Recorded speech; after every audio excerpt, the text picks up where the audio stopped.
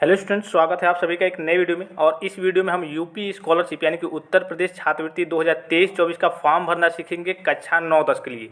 एक बात मैं आपको क्लियर कर दूं, कोई भी आप जल्दीबाजी नहीं करेंगे, कोई भी गलती नहीं करेंगे। अगर थोड़ी सी भी आप मिस्टेक कर देते हैं, गलती कर देते हैं, तो इसकी वजह से आपका जो फॉर्म है वो फाइनली सबमिट तो हो जाएगा लेकिन रिजेक्ट माना जाएगा। और जब रिजेक्ट हो जाएगा फॉर्म तो आपकी स्कॉलरशिप का पैसा नहीं आएगा। तो विशेष बातों का ध्यान रखेंगे। छोटी छोटी चीज़ें होती हैं जो स्टूडेंट्स गलती कर देते हैं, जिसके कारण उनकी स्कॉलरशिप का जो पैसा है वो नहीं आता है, क्योंकि उनका फॉर्म पहले ही रिजेक्ट कर दिया जाता है। तो इस वीडियो में हम कक्षा 9-10 के बच्चों का फॉर्म भरना सीखेंगे। एक चीज़ मैं आपको क्लियर कर दूं, अगर आप मान लीजिए कि हो सकता है इस बार कक्षा 9 में हो या फिर हो सकता है कक्षा 10 में हो, ठीक है, तो हम फ्रेश फॉर्म भरना सीखेंगे। और फ्रेश और रिन्यूअल होता क्या है थोड़ी सी मैं आपको जानकारी दे दूं। जैसे कि आप कक्षा 9 में एडमिशन लिए हैं इस बार, यानी कि जो प्री मैट्रिक होता है, प्री मैट्रिक मतलब पूर्व दसम, कक्षा 9-10 के लिए होता है। तो अगर आप कक्षा 9 में एडमिशन लिए हैं तो ये वीडियो आपके लिए है।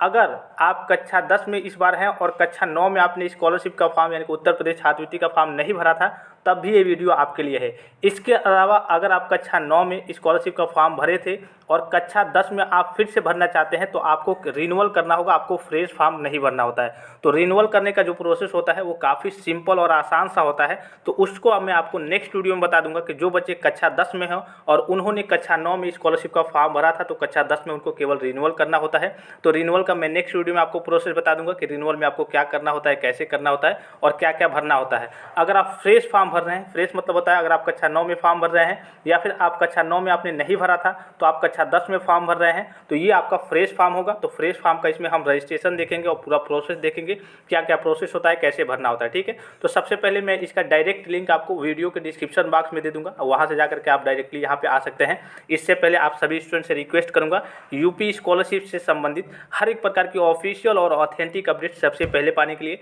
चैनल को सब्सक्राइब कीजिए, बेल आइकन को प्रेस करके ऑल पे क्लिक कर लीजिए और टेलीग्राम चैनल को ज्वाइन कर लीजिए हर एक प्रकार की अपडेट्स के लिए, ठीक है। तो इसका डायरेक्ट लिंक आपको वीडियो के डिस्क्रिप्शन बॉक्स में मिल जाएगा या फिर आप यूपी स्कॉलरशिप के ऑफिशियल वेबसाइट से सर्च करके रजिस्ट्रेशन के ऑप्शन से यहाँ पे आ सकते हैं, जैसे कि मैंने पिछली वीडियो में आपको बताया था। चलिए फिर से एक बार क्लियर करके बता ही दूँ, नहीं तो काफ़ी सारे स्टूडेंट्स कन्फ्यूजन में पड़ जाएंगे। आप यूपी स्कॉलरशिप सर्च करेंगे, ऐसे इस प्रकार का इंटरफेस ओपन होकर आएगा। यहाँ पे स्टूडेंट का ऑप्शन दिखेगा और यहाँ पे पहला ऑप्शन रजिस्ट्रेशन का दिखेगा, इस पर आपको आना है, ठीक है। अब देखिए यहाँ पे कुछ चीज़ें आपको जानना है, जैसे कि अगर आप मेजॉरिटी से हैं, मेजॉरिटी मतलब सीधे करने का मतलब अगर आप हिंदू कास्ट से बिलोंग करते हैं और हिंदू कास्ट में एससी से हैं, एसटी से हैं और जनरल से हैं तो आपका फॉर्म यहाँ से भरा जाएगा, ठीक है। इसके अलावा अगर आप हिंदू कास्ट से यानी कि मेजॉरिटी कैटेगरी से ओबीसी से हैं, मेजॉरिटी मतलब होता है जिनकी जनसंख्या भारत में अधिक है, जैसे हिंदू कास्ट की जनसंख्या भारत में अधिक है तो उसमें अगर आप ओबीसी से आते हैं तो यहाँ से भरा जाएगा। इसके अलावा अगर आप देखिए मुस्लिम, सिख, ईसाई, बौद्ध, जैन तथा पारसी के छात्र छात्राएं हैं तो आपका जो फॉर्म है माइनॉरिटी का फॉर्म यहाँ से भरा जाएगा, ठीक है। सभी के लिए मैंने आपको बता दिया। अगर आप एससी, एसटी, जनरल से हैं, हिंदू कास्ट से बिलोंग करते हैं तो यहाँ से भरा जाएगा। हिंदू कास्ट ओबीसी के लिए यहाँ से भरा जाएगा। और अगर आप माइनॉरिटी से हैं जैसे कि मुस्लिम, सिख, ईसाई, बौद्ध, जैन तथा पारसी, उन सभी स्टूडेंट्स के लिए जो फॉर्म है यहाँ से भरा जाएगा, ठीक है। मैं एक बात और क्लियर कर दूँ, जो 11-12 के बच्चे हैं यानी कि पोस्ट मैट्रिक स्कॉलरशिप और इसके अलावा जो उच्च कोर्सेज वगैरह कर रहे हैं, यूजी, पीजी के बच्चे, डिप्लोमा के बच्चे, उनकी भी डेट आ गई है तो उनका भी मैं फॉर्म आप जल्द ही आपको वीडियो प्रोवाइड कराऊंगा कैसे उनका फॉर्म भरना है, ठीक है। अब देखिए जैसे कि मैंने आपको पिछली वीडियो में बताया था, सभी का रजिस्ट्रेशन का प्रोसेस समान होता है, ठीक है, एक ही तरीके से होता है। प्री मैट्रिक जैसे एससी, एसटी, जनरल के लिए करें या फिर ओबीसी के लिए करें या फिर माइनॉरिटी के लिए करें, तो पिछली वीडियो मैंने आपको बताया था इन लोगों के लिए। अब मैं आपको इसका रजिस्ट्रेशन करके दिखा देता हूँ कैसे आपको रजिस्ट्रेशन करना है और आगे का प्रोसेस क्या है। तो प्री मैट्रिक फ्रेश वाले ऑप्शन पर आपको क्लिक करना है। उसके बाद से यहाँ पे कुछ इस प्रकार का इंटरफेस ओपन होकर आएगा। ये देखिए कुछ महत्वपूर्ण चीज़ें हैं, जैसे कि आप जब भी फॉर्म भर रहे हैं तो यहाँ पे आप जो भी रजिस्ट्रेशन फॉर्म भरेंगे आपका नाम सही होना चाहिए, आपके आधार कार्ड के अनुसार होना चाहिए, ये सभी स्टूडेंट्स को मालूम होना चाहिए। दूसरी चीज़ क्या है, यहाँ पे दिया हुआ है आवेदन पत्रों में तारांकित, यानी कि ये जो स्टार दिख रहा है सभी में रेड स्टार दिख रहा है, ये जहाँ जहाँ पे भी लगा होगा स्टार लगा होगा, जैसे कि यहाँ पे दिख रहा हो, ये आपको भरना कंपलसरी होता है। ये अगर आप नहीं भरेंगे तो आपका फॉर्म सबमिट नहीं होगा आगे की ओर, ठीक है। दूसरी चीज़ दी हुई है यहाँ पे देखिए आपका कि सभी बॉक्सों में प्रविष्टियाँ अंग्रेजी भाषा के कैपिटल लेटर्स में अंकित की जानी चाहिए, ठीक है। जैसे कि इनका नाम है आलिया, ठीक है, तो अब ये नहीं कि ऐसे आलिया लिख देंगे, नहीं, आपको लिखना है ALIA, पूरा आपको कैपिटल लेटर में लिखना है। आलिया खान इनका नाम है तो जो भी आपको नाम लिखना है, जो भी चीज़ आपको भरने को मिलेगा आगे भी जितनी चीज़ें आपको कैपिटल लेटर में ही यानी कि बड़े अक्षरों में ही लिखना है। तीसरा चीज़ यहाँ पे दिया हुआ है पासवर्ड के लिए। तो पासवर्ड में आपको बता दूँ, जैसे कि मान लीजिए सपोज कीजिए यहाँ पे दिया हुआ है पासवर्ड 6 से लेकर के आपका 12 अंक के बीच में होना चाहिए। यानी कि 6 से लेकर के 12 अंक के बीच आप अपना पासवर्ड बना सकते हैं।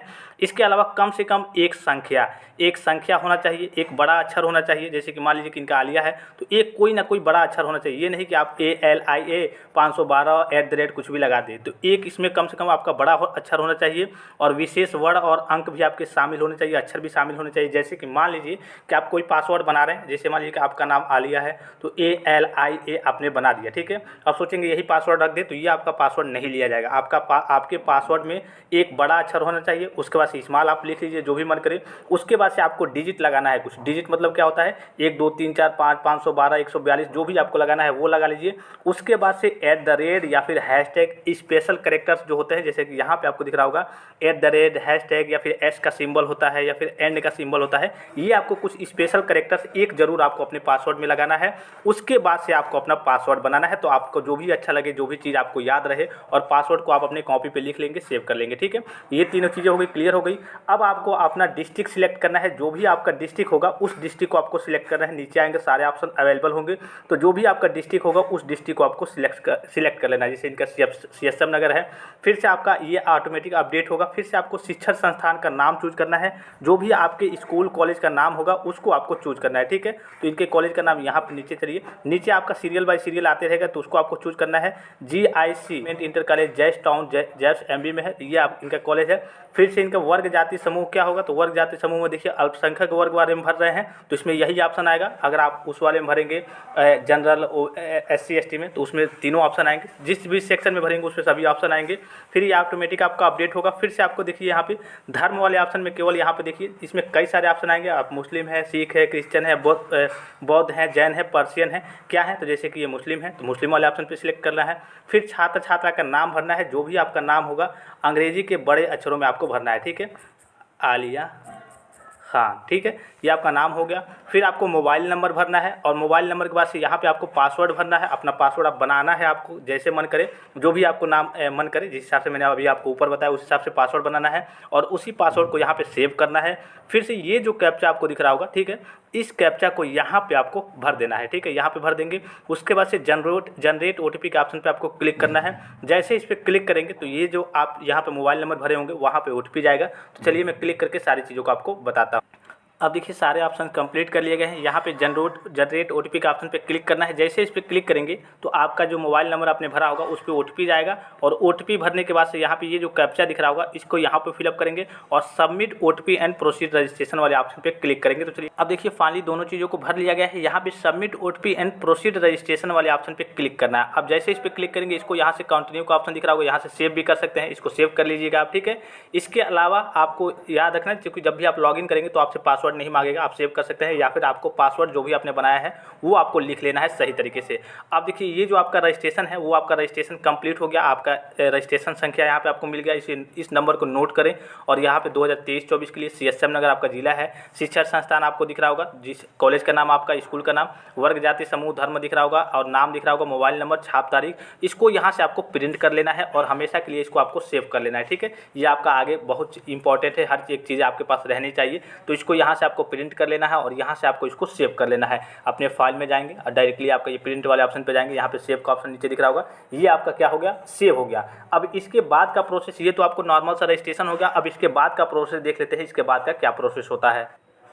अब इसके बाद से आपको बैक आ जाना है और यूपी स्कॉलरशिप सर्च करना है और पहले वाला जो ऑप्शन है ऑफिशियल वेबसाइट है उस पर आपको यहाँ पे विजिट करना है, यूपी स्कॉलरशिप के ऑफिशियल वेबसाइट पे। और जैसे ही यहाँ पे विजिट करेंगे कुछ इस प्रकार का इंटरफेस आपके सामने पेज ओपन होकर आएगा। उसके बाद से ये जो फर्स्ट वाला ऑप्शन दिख रहा होगा तो इसमें 3 ऑप्शन आए, रजिस्ट्रेशन और फ्रेश लॉगिन और रिन्यूअल लॉगिन। और अभी मैंने आपको बताया कि रिन्यूअल के बच्चों की बात करें तो रिन्यूअल का प्रोसेस अलग होता है, उसका मैं आपको नेक्स्ट वीडियो प्रोवाइड करा दूंगा कैसे रिन्यूअल के बच्चों को फॉर्म भरना है। हम बात करेंगे यहाँ पे आपने रजिस्ट्रेशन कर लिया, अब रजिस्ट्रेशन के बाद से आप फ्रेश स्टूडेंट हैं तो फ्रेश लॉगिन जो दिख रहा होगा ये वाला ऑप्शन फ्रेश लॉगिन, इस वाले ऑप्शन पे आपको थोड़ा सा क्लिक किए रहना है, ठीक है। इस वाले ऑप्शन पे थोड़ा सा देर तक क्लिक किए रहना है। उसके बाद से ये आएगा तो कहीं आपको इस पर नहीं क्लिक करना है, कहीं साइड में आपको क्लिक कर देना है। अब कहीं साइड में क्लिक करेंगे तो 4 आपके पास ऑप्शन आएंगे, pre matric student login, intermediate student login, post matric other than inter student login और post matric other state student login. तो पहले वाले ऑप्शन पे आप कक्षा 9-10 के लिए भर रहे हैं हम, तो प्री मैट्रिक स्टूडेंट लॉगिन वाले ऑप्शन पे क्लिक करना है। अब जैसे इस पर क्लिक करेंगे देखिए पेज शायद ओपन नहीं हो रहा है, ठीक है। अभी शायद एक बार और रिफ्रेश कर लेते हैं, पेज शायद अभी एरर दिखा रहा है, ठीक है। तो यही प्रोसेस होता है, आपका रजिस्ट्रेशन कंप्लीट हो गया है। अब जैसे ही ये ओपन हो रहा है, थोड़ा सा इसमें थोड़ी सी दिक्कत आ रही है, समस्या आ रही है, अभी हो सकता है सर्वर बिजी चल रहा हो, साइट डाउन क्रैश हुआ हो, तो थोड़े सा अभी बिजी चल रहा है। जैसे ही ओपन होता है तो मैं आगे का आपको पूरा प्रोसेस बता दूंगा कि कैसे आपको बैंक डिटेल्स भरने हैं, आय जात निवास भरने हैं और आपके गत वर्ष के परीक्षा फल, हाई स्कूल का मार्कशीट, यानी कि अगर आप मान लीजिए 9-10 के भर रहे हैं तो आपका 8th की जो मार्कशीट होती है वो लगेगी। अगर आप कक्षा 10 के लिए भर रहे हैं तो जो 9th की मार्कशीट है, जो 9th का रिजल्ट है वो लगेगा। वो सारी चीज़ें कैसे कैसे भरना है वो सारे प्रोसेस में आपको बता दूंगा। कोई गलती नहीं करेंगे, कोई जल्दीबाजी नहीं करेंगे जिसकी वजह से आपका फॉर्म कल ये गलत तरीके से भर जाए और आपका फॉर्म रिजेक्ट हो जाए और आपका पैसा ना आए। आशा करता हूँ कि ये वीडियो आपको इन्फॉर्मेटिव और अच्छा लगा होगा। ऐसे ही अपडेट्स के लिए, यूपी स्कॉलरशिप के हर एक अपडेट्स के लिए और ऑनलाइन फॉर्म भरने के लिए चैनल को सब्सक्राइब कीजिए, बेल आइकन को प्रेस करके ऑल पे क्लिक कर लीजिए और टेलीग्राम चैनल को ज्वाइन कर लीजिए। तो फिलहाल इस वीडियो में इतना ही, इजाजत दीजिए। धन्यवाद, थैंक्स फॉर वॉचिंग। मिलते हैं नेक्स्ट वीडियो में।